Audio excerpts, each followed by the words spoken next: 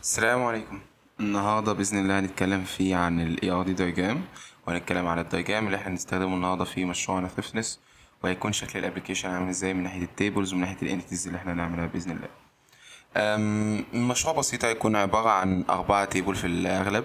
هيكون في يوزر وفي الاكسبنس اللي هي المصروفات، وفي المصروفات بتاعة الشهر، وفي الأهداف اللي هو عايز يدخلها اليوزر.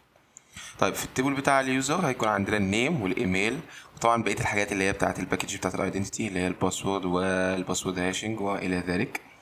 وعندنا المونثلي ديت، وهيكون عندنا المونثلي سالاري، التاريخ الشهر والراتب بتاع الشهر او المرتب بتاع الشهر.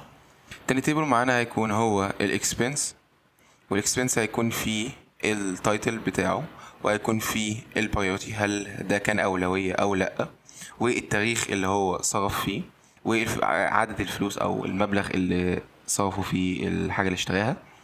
طيب نروح للمونثلي اكسبنس. المونثلي اكسبنس أو هيكون فيه الحاجات اللي صرفها في خلال الشهر، وهنا هيكون الريليشن الميني تو 1، وهيكون بعد كده التوتال سبند هنحسب يعني عدد الحاجات الصرفة او المبلغ التوتال للصرف بتاع الشهر. وهيكون بعد كده اخر تيبل معانا هو تيبل الجولز، وتيبل الجولز هيكون فيه التايتل والتارجت بتاع الفلوس اللي عايز يوصل لها. طبعا كل التيبلز دي مش هتقدر تاكسس عليها الا لما تكون انت شخص اوثرايز، يعني انت عامل اوريدي لوج ان وعندك التوكن الخاص بيك.